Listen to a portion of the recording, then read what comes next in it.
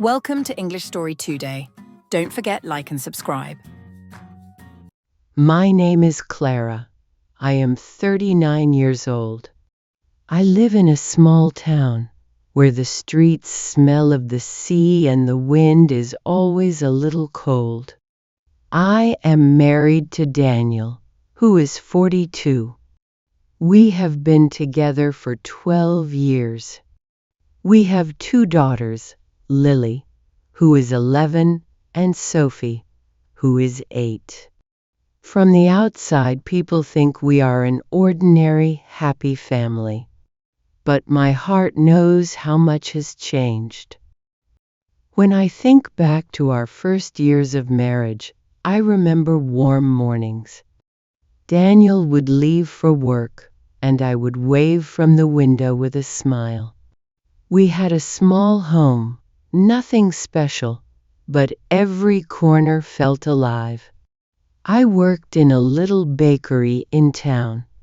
The smell of fresh bread and sweet rolls would follow me home.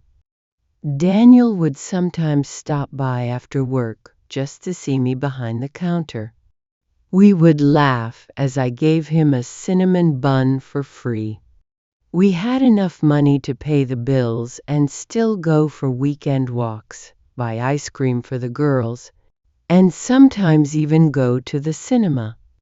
I truly believed we would always live like this.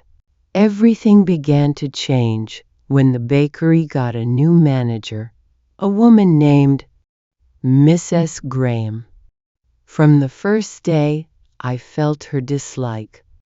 If I was 5 minutes late because the bus was slow, she would say in a loud voice, "Some people think time waits for them."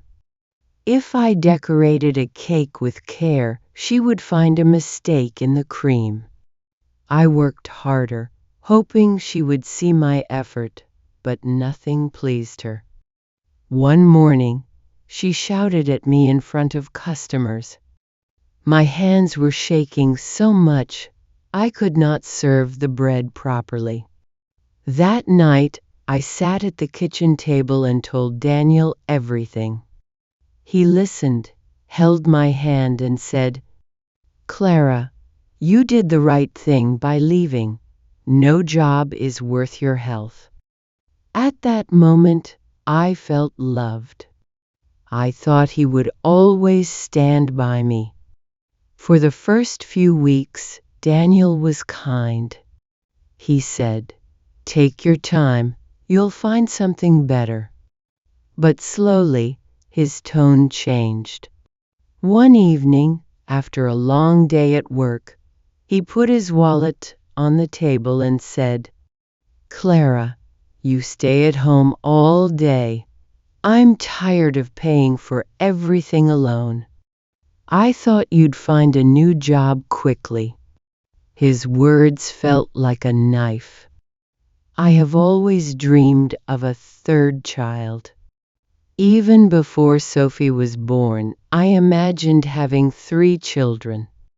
I thought maybe now was the right time. I was at home, I could give the baby all my attention. One night, I told Daniel, "I was thinking, maybe we could have another baby." He looked at me with disbelief. Then his voice rose. "You don't care about me, do you? I can't feed a bigger family alone.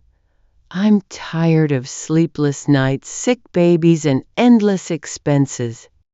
The sound of his shouting made my daughters come to the kitchen door. They stood there, eyes wide, and I felt something inside me break. I thought at least my daughters might understand. But a few days later, Lily said quietly, "Mom, we feel ashamed when you talk about more children. We're not rich, and you don't even work now." Her words stayed in my chest like a stone. My mother-in-law was no kinder. "Your daughters will grow up soon and get married. Why start again with nappies and bottles?" she said. I smiled weakly, but inside I was screaming. Even though I wasn't working in a shop, my days were not easy.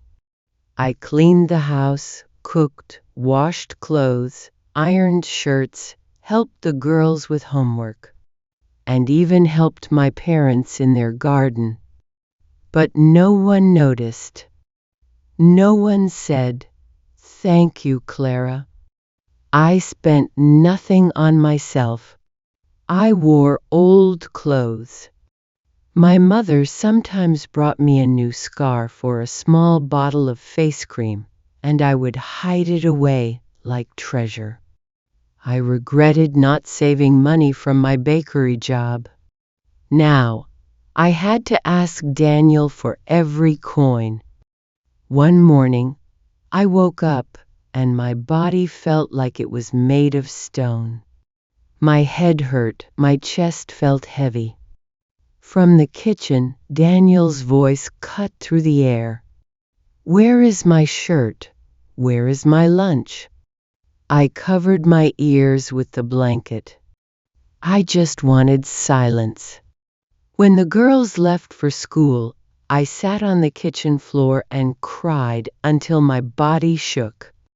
I thought, why am I living like this? Why does no one see me? That day, I didn't cook. I didn't clean. When Daniel came home, he asked, "What did you do all day?" I whispered. I tried to breathe. He didn't understand. That night, I stood on the balcony, looking at the stars. The air was cold on my face. I thought, maybe there's still a little light for me. Maybe things can change. The next morning, I opened the computer and began searching for jobs.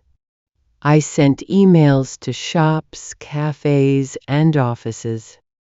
Daniel seemed surprised. "Good. I hope you find something soon," he said. I went to 2 interviews. One shop manager said, "You're good, but we have no place now." The other said, "Come next week. We may have something for you." For the first time in months, I felt hope.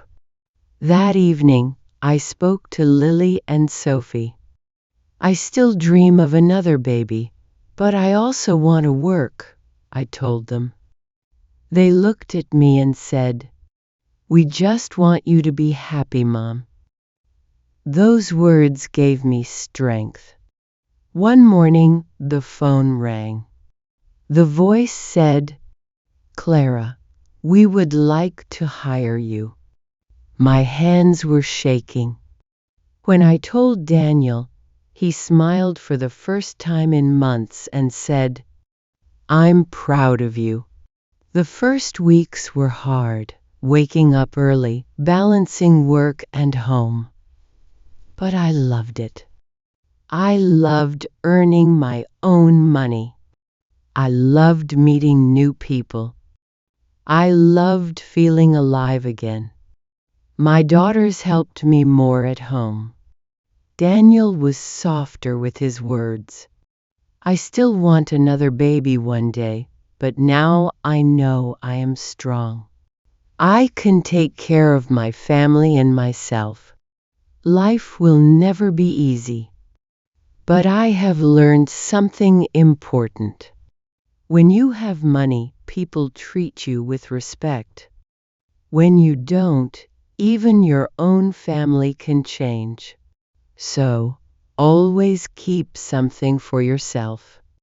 Because you never know when you might need it. If you liked this story, please like, comment, and subscribe.